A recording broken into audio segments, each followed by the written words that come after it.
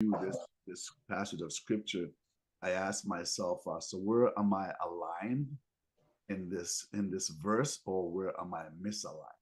So it's a way of basically, for myself anyway, it might be helpful for somebody else also. It's a way of me just seeing where I am, where the Word of God is, where I am in my life right now, where I am with my spouse. And there's times too, that I'll actually ask my wife, okay, so what could I have done better, or what's missing? And I think if we have those open conversations, sometimes it will really open up sometimes the can of worms. Sometimes it'll just open up some areas that are uncomfortable, but we can always think everything is just working right. And but yet still there might be some things that are off. So the conversation tonight is all about relationship readiness. I don't know how ready. Well, just for a little interviewing here with Stephen and Carol, how ready do you think you folks were when you before we get into our conversation? She's laughing there. How ready do you think you were when you before you got married? I don't think we were ready. For me, I don't think we were ready. You weren't ready? Think we should have waited a year or so before we got married. That's how I feel. Okay. Didn't feel that way at the time, though. It didn't seem that way. You felt you were ready at that time? Both of us felt that way, that we were ready. But you both. In retrospect, we can. I think we should have waited. You should have waited. So I'm curious, if you hadn't waited, what difference would that have made?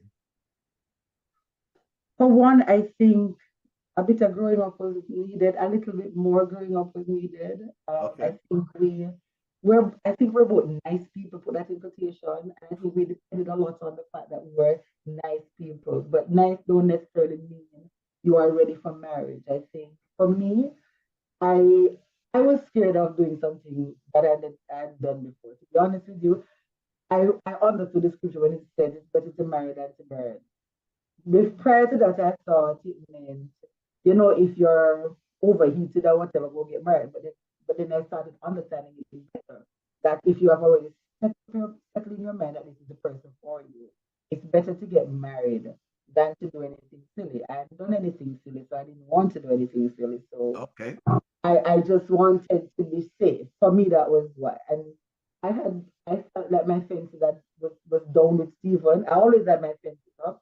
I got nervous about my fences when it comes to Stephen because I think I just completely trusted him that way. And so I just wanted to make sure. So, and I thought, since I've already decided this is the person, why am I waiting? And I remember he asked me a question, why am I letting him wait? So we had December put down for. That's a man's question. That's a man's question. December was the date we were going to go for, and then about March, I think it was March or February somewhere, he said to me, Ross, why are you letting me wait? I mean, I've behaved myself all this time. I've been good. Why am I waiting? I kind of felt the same way. I was a little nervous. I was never nervous before until I met him. I became a little nervous as to how strong I was or am, and I wanted to stay in that position with Christ. And so when he asked me, Carl, why are you letting me wait so long? I thought, why not just put it up for August so that nothing happens? We still can stand before the Lord, being happy that we behaved. And so that's kind of one of the reasons why I pushed it up. Okay. To August. But I think in retrospect, though, the fact that we were nice is not a good reason to get married per se. We love each other, but we were nice. I think we depended on, and I think that has been one of the things in our marriage. We're both respectful. We don't say any old thing that comes to our mouth. Okay. It's a thing with both of us. In general, in terms of most people, we don't say anything that comes to our mouth. We always pay for what comes out of our mouth. That was good. I like the comment you made. You don't, just because you're nice doesn't mean you're ready for marriage. No, it's true. Yeah. Because what happens is what we began discovering was that marriage is not just two persons coming together who love each other. It's being able to have a system, right? You need systems in place in order to make it run almost like a machine. You need to have systems in place to take care of all the little issues that, all the challenges, all the roles that marriage relationships require, you know. So if you don't have those systems in place, it's almost like you're running a company. If you don't have structure and systems and procedures in place, then you start, you start running into problems, and you're not prepared to deal with those problems in a way that won't create damage, you know. Like for example, I think, for example, we're going to mention this. You'll have to you'll have to speak a little bit more towards the mic there that you're in. Like for example, money, it was just not something we discussed, but became a big issue later on because how we dealt with it initially, the dynamics changed, but we did not have policies and procedures put in place to deal with those changes. And so it was one of the issues that we had, one of the things that we had. Stephen will run far away from anything that looks like controversy. He does not like controversy of any sort. He doesn't like conflict. He doesn't like conflict of any sort. And so if he deems whatever you're doing as conflict or as introducing conflict, he just shuts down. He will just stop talking. That became one of the other issues with us. And I remember him saying something on marriage matters, and I thought it was so strange, but it was just simple, cool. One day we were arguing, but he doesn't call what we do arguing. So one day we were discussing, and I said, loud discussions. Right. I said to him, you have a right to speak your mind, you know, it's your mind. You have a right to say what you feel, how you think. This is not a discussion for me alone. I can't know how you think unless you tell me. It's your right, it's your God-given right to say, this is how I feel, I don't like this. But you got to tell me because I'm no mind reader. And he was explaining on marriage matters that he never knew that he had that option where he could just say what he feels and how he thinks. You know, guys hold it in and say, I never told you that. When we were talking earlier, you were able to say what the situation was different.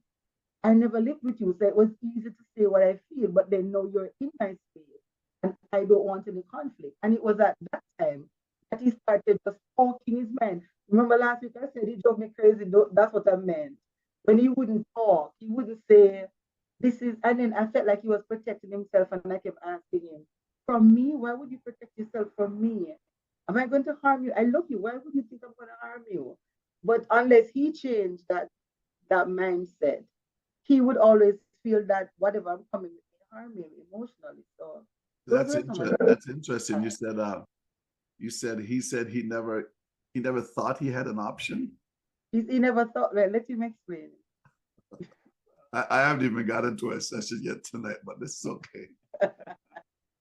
Go ahead. I just want to explain that to you. I was never one for conflict, dealing with arguments or whatever. If there was an issue, I would just, if I can fix it right away, I fix it right away. But if I couldn't, I would just walk away from it and say, you know what? And shut down. Later I thought this out. I'm not going to walk near that minefield, you know. So yeah, I never knew I had the option of running into the storm, you know. I suppose subconsciously I thought that storm simply just took off roofs and wrecked windows and doors. You know, I never knew that storms were essential part of that. It has a cleansing effect. So like I said, it's sometimes our ignorance, you know, the way we view things, right, makes us respond inappropriately to situations. So yeah, that was one of the flaws that I think we had I had in terms of my communication skills. Okay, and we'll touch a little bit on that here coming up too, to help others. And it's good when we speak on this level, because there's some other men out there that, you know, many times might feel the same way. So I think it's a state of maturity too. As you grow together, you learn together, but at the same time, you have to be willing to grow together and be willing to have those conversations, which are sometimes uncomfortable. I think it's I could be wrong. I think those conversations are more uncomfortable for men than they are for women because They probably are. They probably are. am I right? Because the wife will the wife will just say what you need to say and get off her chest. And sometimes we feel like is this the right time to say this or should I say this? And I guess we just build that as men. I guess I'm speaking for myself here. Right? I'm not speaking for all men, but I think sometimes I'll build stories that are actually not true, maybe of how she's going to react if I say this or how she's going to feel if I say this. But as time goes on, we grow together, we mature together, we love together, and realizing that we're on a journey. We're on a journey, and that destination is it's way ahead of us, right? Yeah, in general, I find that women tend to have what I think I would put in terms of greater emotional elasticity. Absolutely. You know, we are tough. Physically, we tend to be tougher, but I think in terms of the intangible qualities, women tend to excel greater at those. You know, we are very good in terms of physicality, things that deal with the physical. But women, in terms of intangibilities, women tend to express greater strength in that area. That's what I found. Absolutely, yeah. I think a lot of women would vouch for that and would say amen. Amen. So I'm just gonna move on here when we're gonna talk a little bit about finance. Like what conversations, you know, those are just getting married and they're thinking about taking that leap. What conversations do you think that couples should really have about finance? Don't assume that. Don't assume that what Carol will have to move for somehow you're not see is what you're gonna get. Possibility. Don't assume. don't assume. Yeah. Don't assume that what you see is what you're gonna get. By that I mean, you know. Right. So for example, you have asking that gift giving, for example, and I'm gonna you're gonna submit that fall into finance. I would give gifts. I love giving gifts. That was my thing. I love to give gifts. Birthday, anniversary, it's Thursday. Stephen did not come from that culture. But while we were dating, he saw me do all of that. So in my head, he understands this to be something that I like doing. For some reason, you're still a little bit muffled, Carol. I'm not sure what the system here today. Okay. I'm not sure. Are you hearing me? That's much better. I'm coming forward to the mic. Yes. So I was saying that he saw me give gifts regularly while we were dating. It was a big thing. He planned a lot of these occasions with me. And so for me, this is something he knows I like. This was not a part of his culture. And so 10 years later, I'm still fussing him about giving gifts. Valentine's definitely. Every other time, maybe. And so it became an issue. I kept assuming that he had seen me do this so often. Why wouldn't he think this is what I want? Why would he not do that? And take that into the whole concept of money. If you don't say it, if it's not part of his culture, he may not respond to it simply because he sees you do it. Okay. Whatever it is. You have to verbalize what you want. For example, I think one of the biggest mistakes that I made, and it may sound really weird for people, is the first time he did not give me a birthday present, I should have made sure that never happened. I should have made sure that it's all right, baby. No, it's okay, whatever. Then it's okay. You have to speak your mind. You have to say, listen, sit down, we need to have this discussion. Remember when I said this is important to me, this is important. So you have to have a policy and procedure as to how money must be dealt with because it will become an issue. It will become First, it wasn't an issue for us. It really wasn't. I just did the regular thing I always did. He did the regular thing he always did, his money, and it was okay. But then kids came into the picture. And that had to change, and it became an issue that we never saw coming. So I think even before you start talking, how will money be handled? Don't be afraid. I'm always, this is the kissing thing that you do before. Watch it. Watch it. Because for the average male, if he can kiss away a problem so it don't become an issue while you're an uncomfortable topic, that's what's going to happen. I always tell couples, hold off on the kissing story because you're going to find that issues that you're supposed to be dealing with, if it's either she or him, whichever one don't like conflict, may start all being all there are topics that need to be dealt with seriously before you get married. Because let me tell you, after you get married, don't ever think that after you get married, you still going to have to fix it, but some things could be handled better in the pre-marital stage. So, for example, who is going to be paying for the light? Who is going to be paying for the water? Who deals with this? What is your income? Let me, you have to put income on the table. Everything together on the table. Earning. How is the bank account going to work? Are we going to have joint accounts? Right. Are we going to have joint accounts as well as separate accounts, which is something I think should happen. You should have a joint account, and each should have your separate account. And you should make a decision as to how much goes into the joint account. What percentage of the salary goes into the joint account? It should be a discussion, not the man telling the woman how it must work, or the woman telling the man how it must work. It must be a discussion. And you have to tell them, those who are not married, please hear me. You have to discuss this. It's really bad in marriage if it's not healthy. I know it's tempting to dissect it. You're in love. Yeah, you don't want to take away the romance, right? Of the moment, you know. But believe you me, these are like time bombs that You're cutting out, Steve.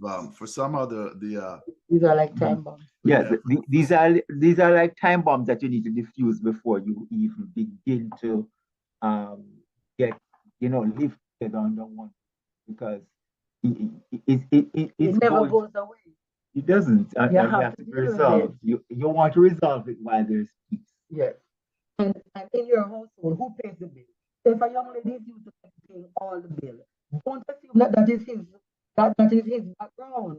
He may come from a family where mom is the one that paid all the bills. And so both of you genuinely have this discussion. Yeah. Culture. What is the culture that both of you come from? You need to be aware enough to identify the culture that you came from and be honest about it. For example, if you come from a culture, a family background where your family culture doesn't practice certain things, or they don't believe certain things, or they do believe certain things, all of that needs to be brought to the table and said, here, this is how my family is, this is how we grew up. And then you evaluate what the disadvantages are, or the advantages, so that you can plan a strategy, right? Because if you plan a strategy, mean write it down. Write it down. Write it down. Yeah, because you write it down. Write it down. This is what it's interesting. Maybe some don't take that into consideration, as you were saying, that especially if you're from different cultures. So how was money handled in your culture? Not even within your culture, but in your home, which is part of your culture, obviously. And how was money handled because you're definitely going to get a good possibility of different ways how money was handled, or who paid what, or whether the wife even had access to an account or not. You might come from a culture where the man is the one that holds that finance, and the woman is yours, got to ask or inquire, whatever it is. So definitely the conversation between two different cultures is going to definitely be I wouldn't even say a challenge, but I think it's an opportunity for growth where finance is concerned, because rather than making it become an issue, you can have those conversations before. But here's interesting, we talked about prenup. How does that come in, or when should that come in? Do Christians have prenup?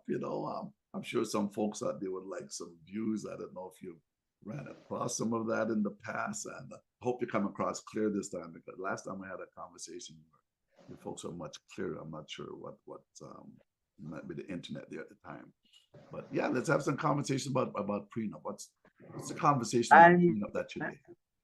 Personally, I think a prenup is not a bad thing, but it must be benevolent prenup, because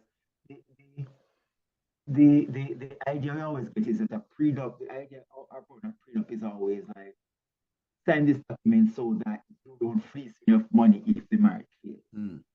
But I think the nature of a prenup should be always bear in mind that provision must be made for the wife, right? Now, on the surface of it, in Christian thinking as a Christian, the thought is that why are you going to prepare a document in preparation of a marriage for divorce when divorce is not supposed to be Part of the equation.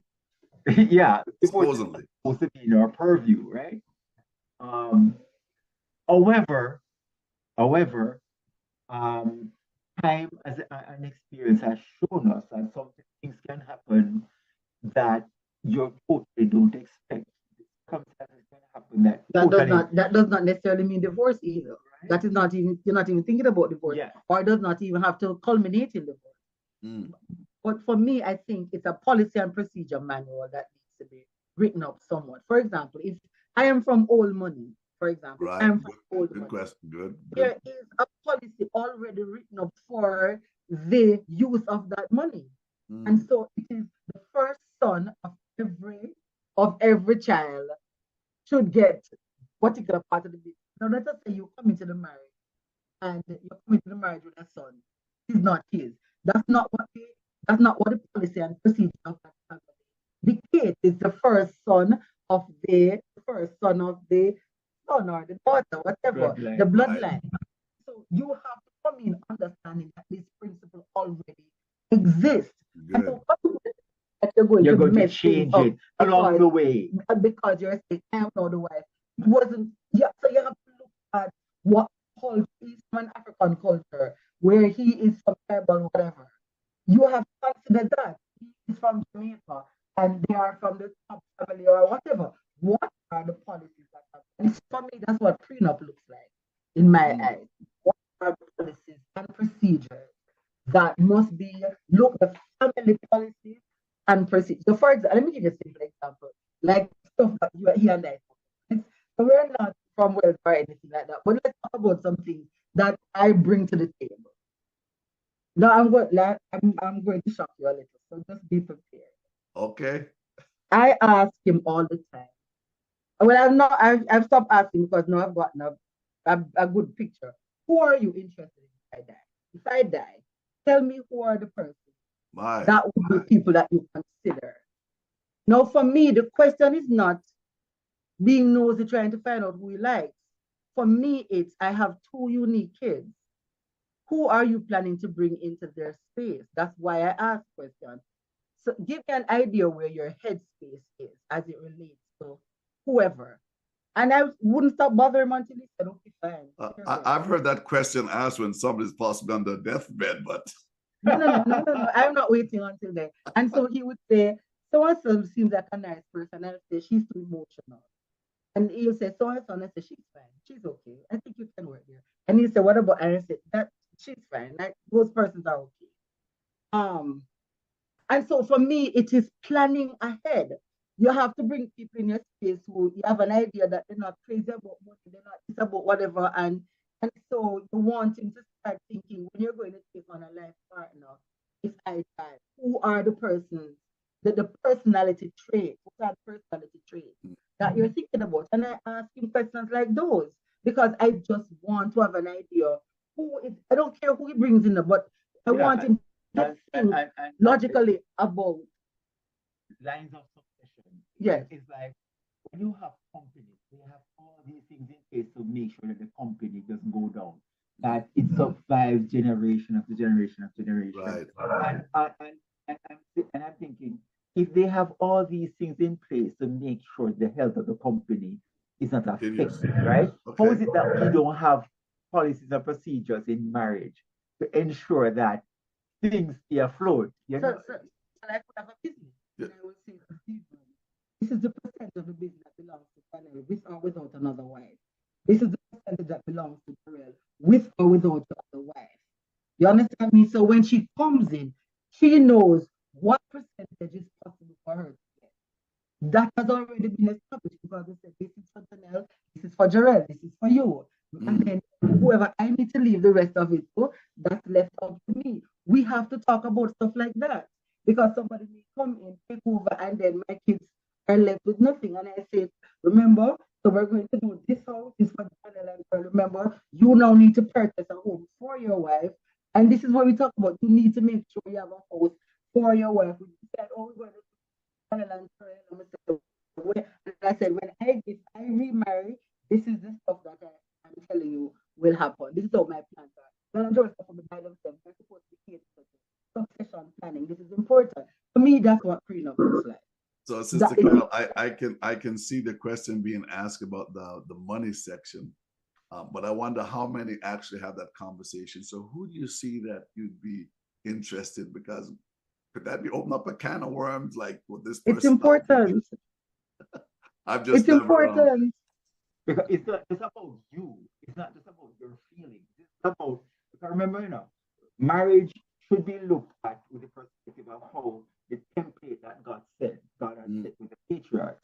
It's always when they're mentioned, it's Abraham, Isaac, Jacob, and then the 12 tribes, because marriage union from the beginning was about succession, and that the covenant, whatever covenant agreements that were set originally, must go in continuance, in perpetuation, right? And because if there's going to be a change, it has to be discussed. It has to be discussed. It must not be thrown on somebody. It must be, okay, I feel this way about it. Can we have a discussion on it? And at least open the discussion about it. And you should tell the person beforehand what are the prerequisites, what are the things that they need to know before coming into this marriage. And that's good, because you know what, a lot of the questions and some questions that we've been having conversation over, there's some couples that in the past, obviously, and probably still even today, some that are listening, that just don't have those conversations about where do we go from here if this and that and whatever happened. I mean, my wife and I have had conversations, maybe a little bit different than how you folks would have it or whatever, but still to have that conversation, because you'd like everything just to continue smoothly and not be just chaos. So the reason, like I said, for if you're going to have a prenup for one family, if you have blended family and somebody else is coming in the picture after someone dies, there'd have to be that understanding. Otherwise, there's going to be a lot of unpleasant feelings. There's going to be a lot of arguments. So you're avoiding a lot of conflict or a lot of fights that could be reduced or not even be brought up because it's already been having that conversation. So I'm going to move from that into past relationships. So one of the past relationships. So a couple, they're coming together. How much should they really reveal about their past? I mean, when it comes to the secrets and whatnot. So I hope you folks are going to come across clear enough for this one, because but yeah, for past relationships, how much should one really reveal?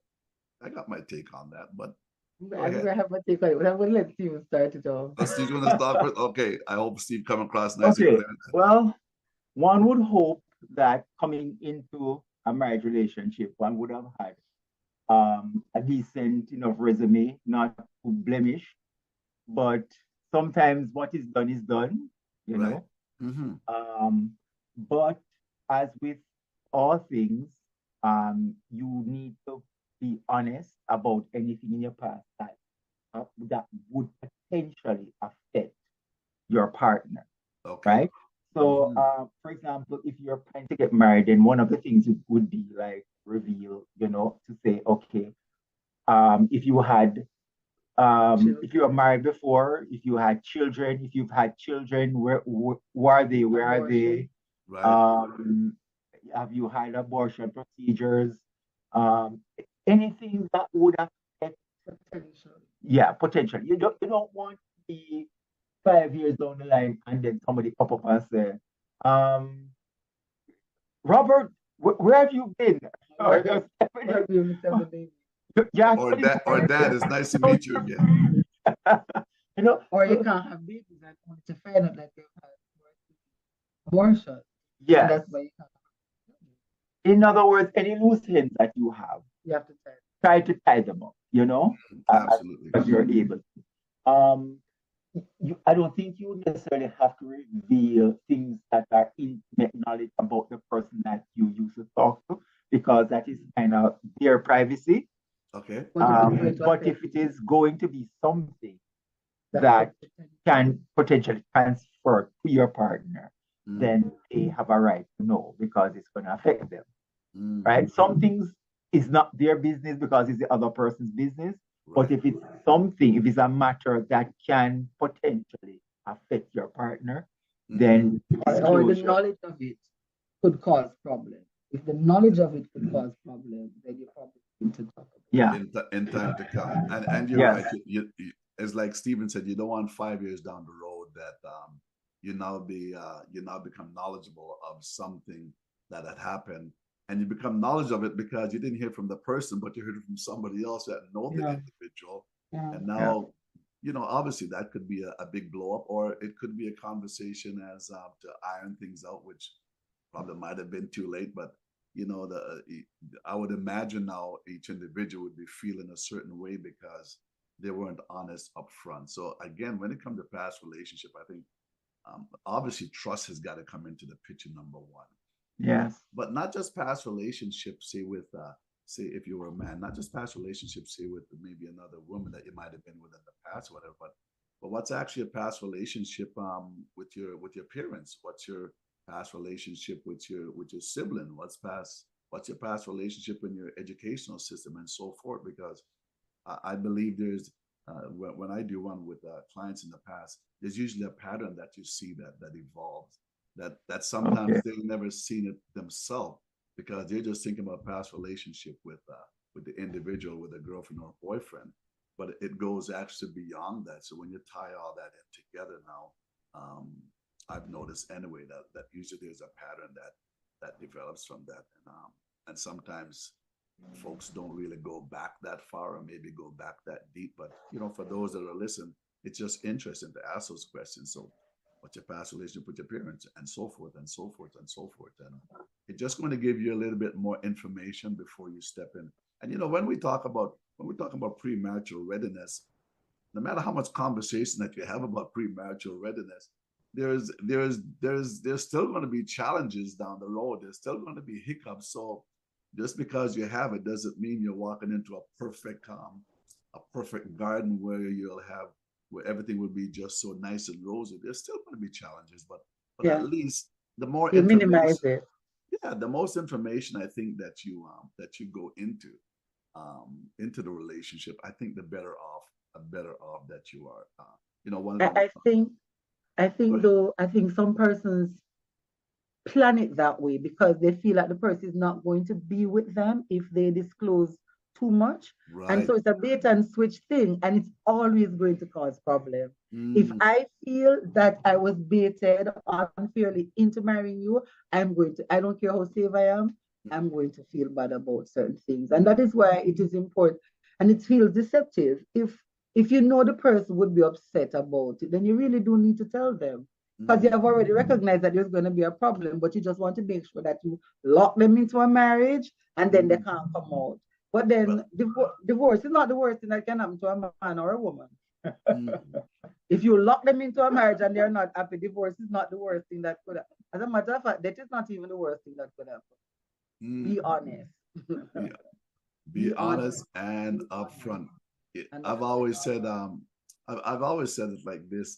I'd rather hurt now, Yes. although it's going to be painful, than to hurt later. Because if I'm going to be hurt later, I'm going to be impacted more individually than just me now. There might be children there Yes. and so forth Yeah. and so forth, right? So, yeah, the Just be big thing comes up honest.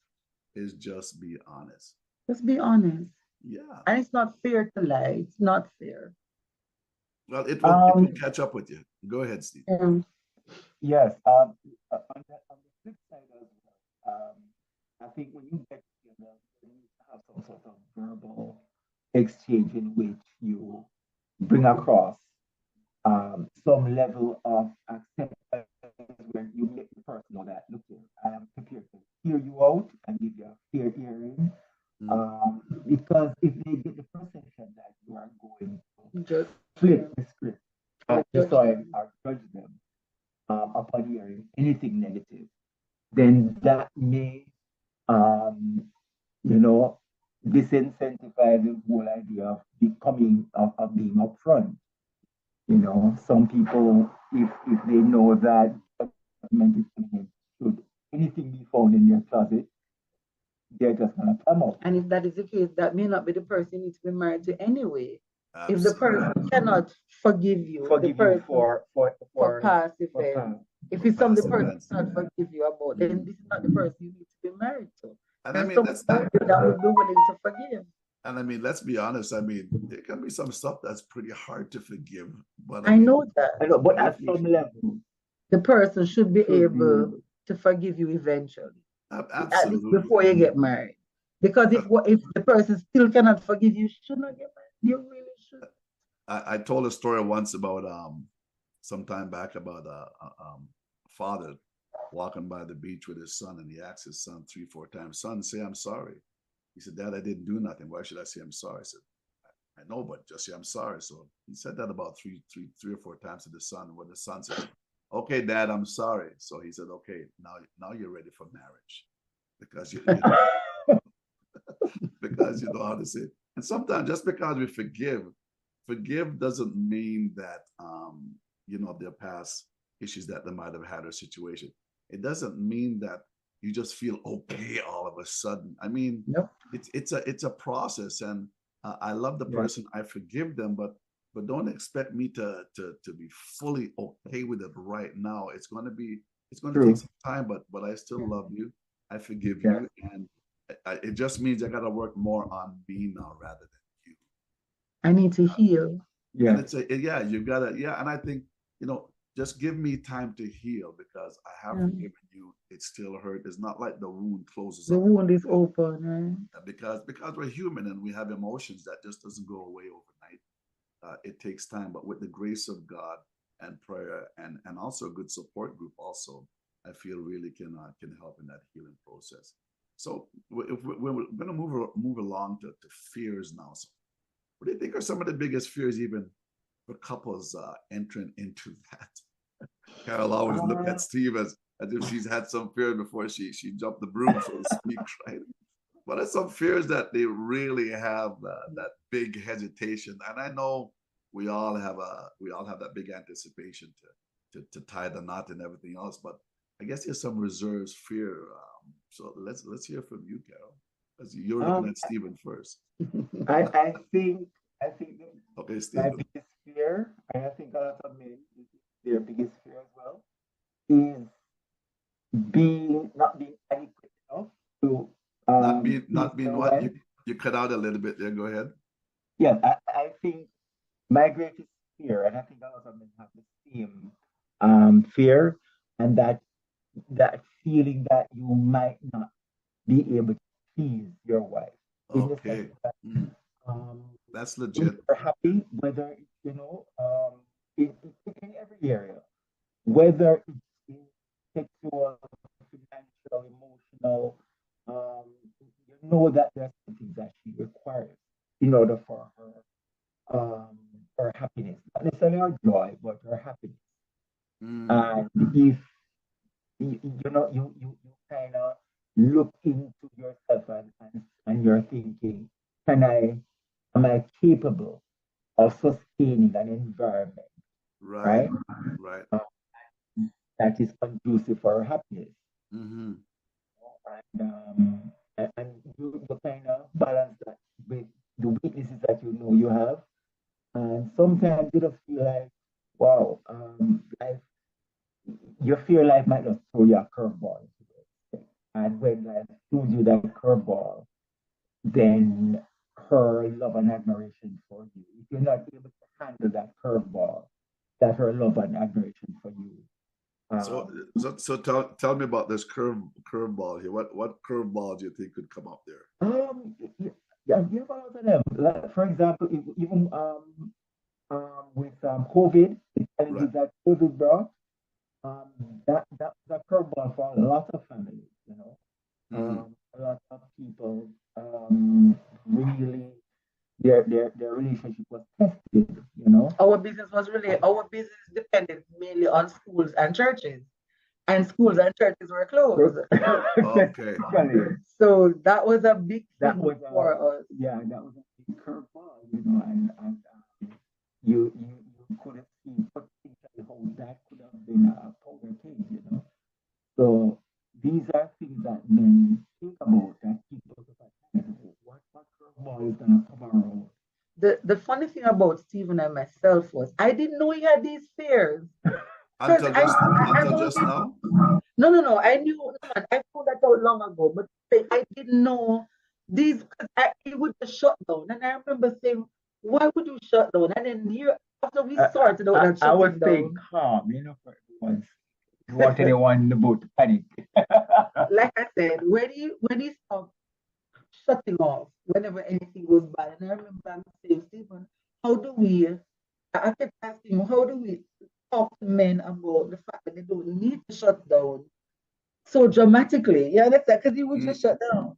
And I kept asking him, what made you shut down? And I wouldn't stop bugging him about, baby, tell me now. I'm trying to understand now that you're out of that phase, because now we really do talk about most things. Now that you're out of that phase, can you feel? And then I remember one day he said, I was just afraid that one day you'll see me, the fear and everything that exists inside of me. And I was just afraid that it was just you're just going to see it and you wouldn't find it attractive. I wouldn't even find that you talk about the way you talk about me. You're going to see that you're going to think me weak and think. And I'm like, all of that was in your head. There we go again with us men. That's the stories that we tell ourselves that are not true. And he's saying that's the fear most men have. Most men are afraid that one day when wake up and don't think they are the knight in shining armor. They are not as awesome. And that's why some men just do the tough exterior thing all the time and keep that as their poker face, right? And so I don't know if you understand the analogy. When you play poker, disclose what is in your hand by your feet. And so I think the same thing with Stephen. Stephen kept saying it was just easier to just keep this bravado. And I'm saying, and I keep asking him, with me? Why with me? Did I give you a reason to have that? But then he said, this is a guy thing, Carol. It has nothing to do with you, it's a guy thing. And so that's our fear.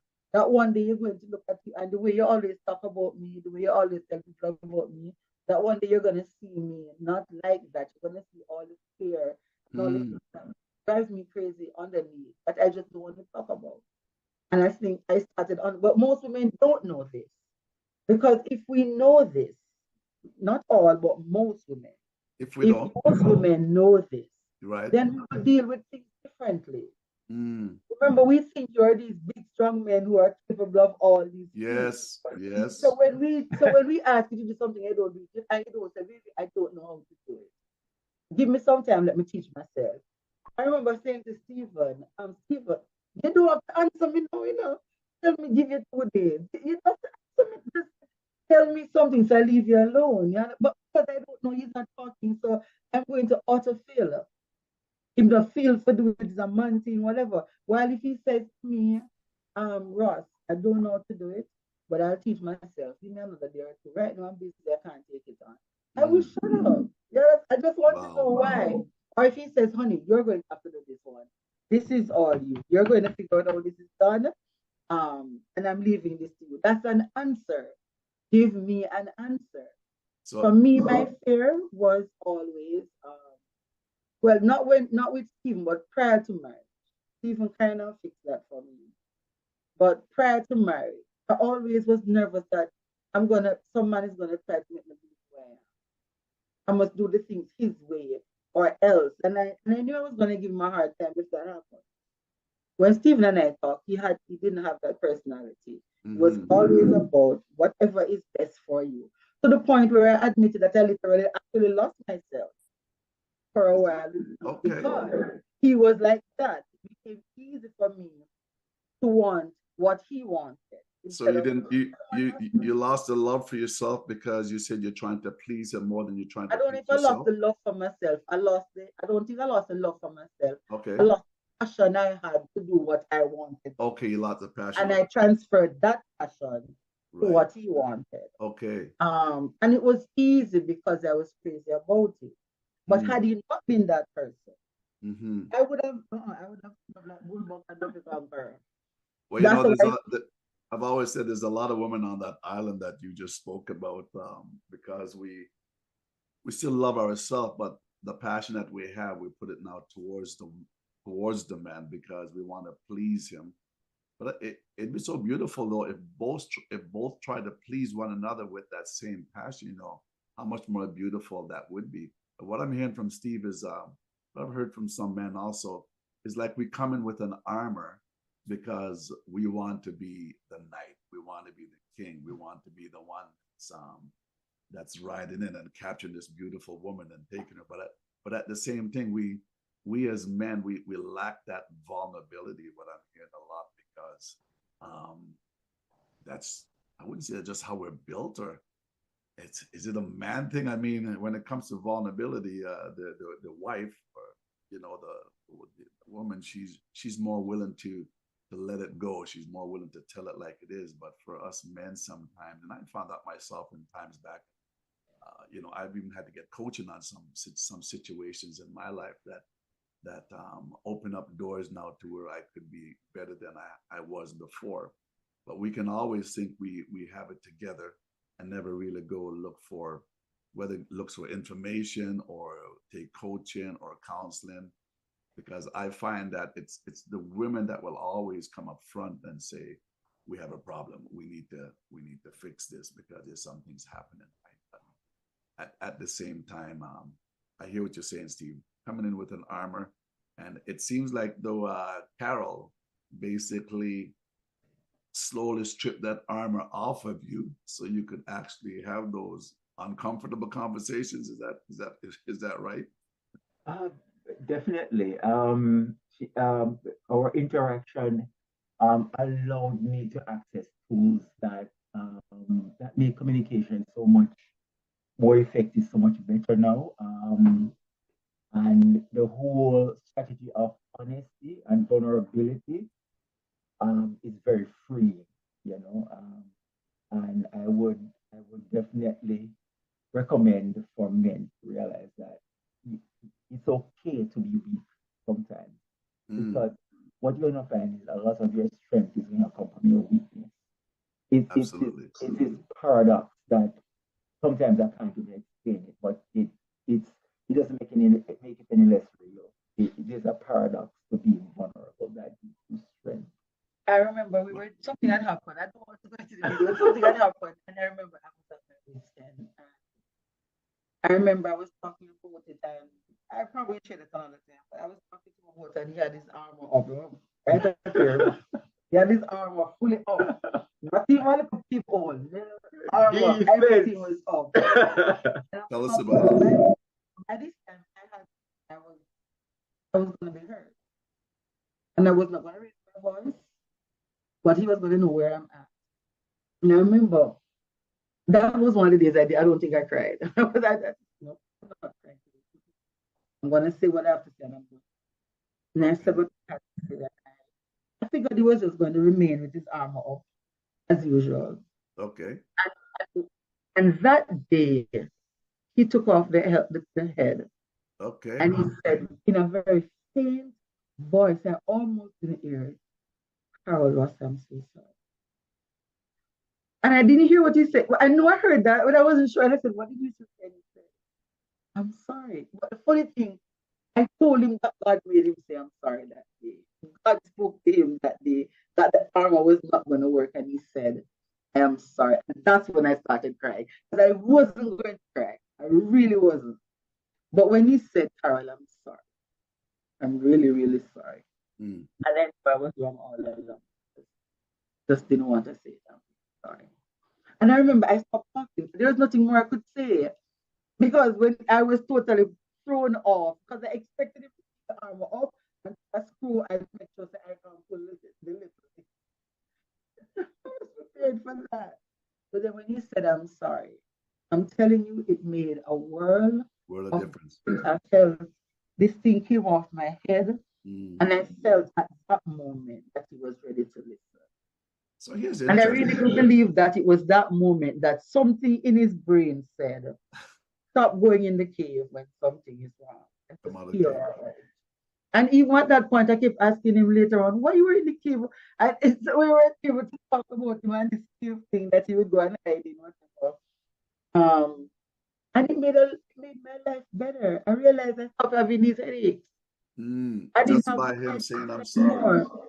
Just by him being willing to at least have a discussion about it. The funny thing, we talk about a lot of stuff, but there were things that he would just shut down on.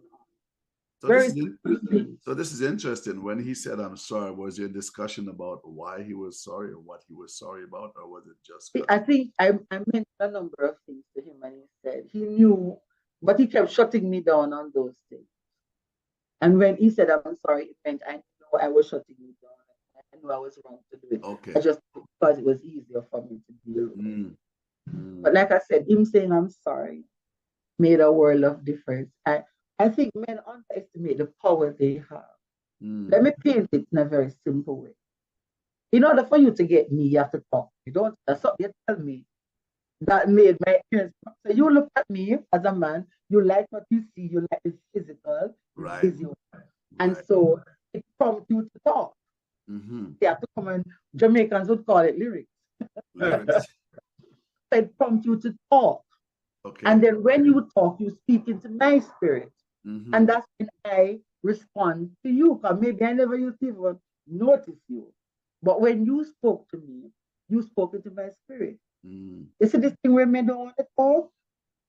It's opposite to getting what you need. When you speak into our spirit, whatever you speak into our spirit, that's what you're going to get out. Every time I'm frustrated about something, and Stephen give me the talk, Right. I'm a different person. He will say, come sit, Ross.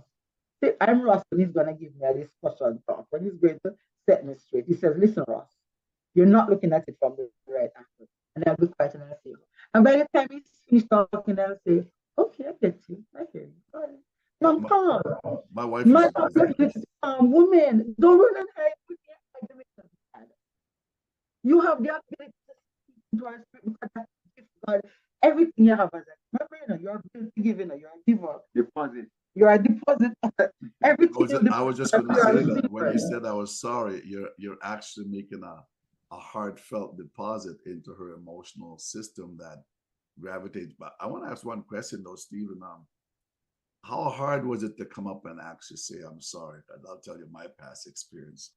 Is it something you just said, I got to go and say I'm sorry, or was that something that you're pondering, didn't know how you're going to do it, or how you're going to approach, or what was going on there? The funny thing is, you feel a physical restraint, like your body is in rebellion. Okay, I can. You literally feel like every alarm in your head is like, no, do put in the face that you're crazy. All the bells go. All the bells go off. Having a physical reaction to saying sorry, Okay. So, Stephen, you mentioned that there was you felt a restraint. Tell us about that restraint you said you felt when you know you had to say I'm sorry as a man. When I saying the words I'm sorry, you feel almost like a physical restraint. It's almost like your body was rebelling against you, But once the words came out, it was like a floodgate release, Yes. It's like everything that came after became easier. It's like I would describe it like when the sink is filled with water because the drain is clogged up. Right. And then once you remove the clog, then everything just flows.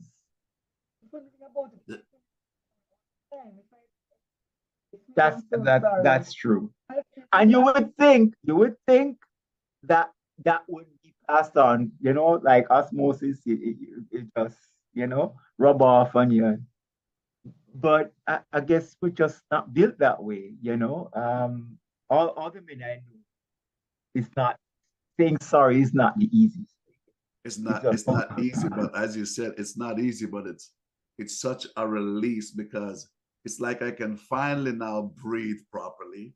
Yes. Because like I said, I had some experience too in the past, and we'll still have those times that comes up. And I think what caused that restraint so much, as I was saying, is that if I'm not careful, I'll make it more about her. Like, well, how come she's not coming and apologize, or but does it has to be her first? The onus was on me.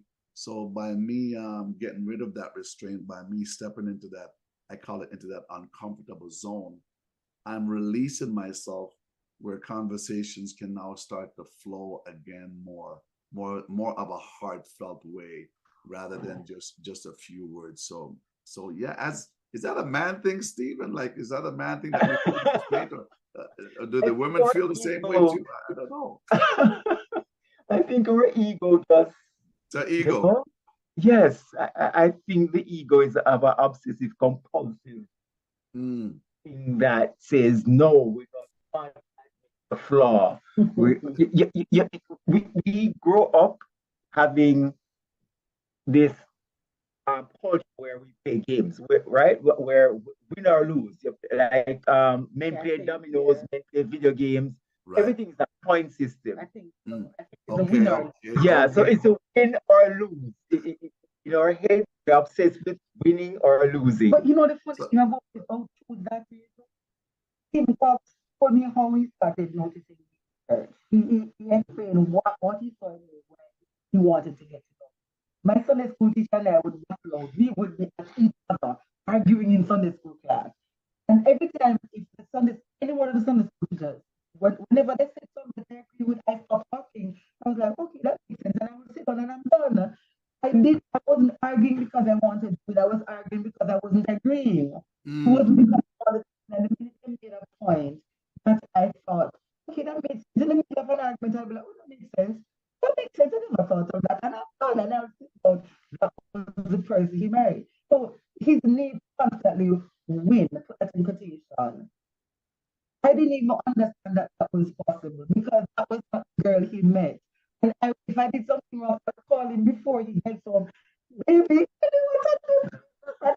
I'm so sorry, sweetie. I hope you don't come home from course.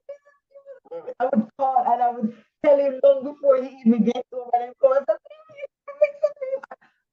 I've always said sorry, babe. My sorries are usually and I know how to say I'm sorry. When I'm sorry, I really am repentant. But I didn't understand why that was not reciprocated because I didn't judge him when he talked about most things. I didn't really judge him when he bring it up in advance. Yeah. From his perspective, it's from the perspective that Steve is bringing up, is as if by me saying sorry, you win and I lose. But in reality, it's actually a win-win situation. Because most conversation that takes place, most conflicts that take place where one walk away, well, there really was no compromise. Yeah. One person got what they want, one person didn't get what they wanted to. But when you actually compromise, which is one of the biggest thing in a relationship, if you can't compromise in a relationship, you definitely want to have issues. And if you really have a challenge compromising, it means that you had issues compromising in possibly other areas of your life that has led up to where you are right now. But when you compromise, it's a beautiful thing because Stephen doesn't get everything that he wants. Carol doesn't get everything that she wants, but at the end of the day, you get what's best for the relationship. Yes. That's it. So I Because think that was we're at such a better place because now he will bring up an issue. He will mm. he will bring it up before I do. Normally that didn't usually happen. So he's grown. He's grown. Oh Lord. Oh gosh. I'm so happy. You're so happy. I'm so happy. Well, The listen. Lord is good. Well, listen. We have come to the end of our program here. So I really enjoyed this conversation. Was enlightening. I believe that those that are listening can learn and take something in a way to help them in preparation. But again, like we mentioned, just because you know all this and so many other books you might read about it, it doesn't mean that you're going to avoid some challenges coming up. Those Yep. challenges and those conflict has to come because you'll never know the strength of your relationship without a challenge. You'll never know the strength of it without conflict. But it's how Your it's how you personal maneuver. strength Yeah, as well as your it will personal help strength. strengthen. You said earlier, like it's when I'm weak that now I become strong, as Paul said. Like, sometimes I have to become weak. Sometimes I have to be in this valley so that I can now depend on God and depend on one another and make us stronger. So I thank both of you for joining me. These folks, Carol and Stephen, they are coming live from Jamaica, and we're so glad to have them. They are part of the program Marriage Matters, which is an international ministry that they are a part of in Jamaica. I believe that's every second Thursday. They're online there. Do you have the information for that, Stephen or Carol? I know I just put you on the spot, but do you have the information? The ID is Marriage Matters. Okay, so for Marriage Matters, the meeting ID is 886 3603 4802. The meeting ID is 886 3603 4802. And the password is marriage, capital M. Capital M for It's marriage. every other Thursday. So this Thursday we're on, and then we'll be on not next Thursday, but the other Thursday.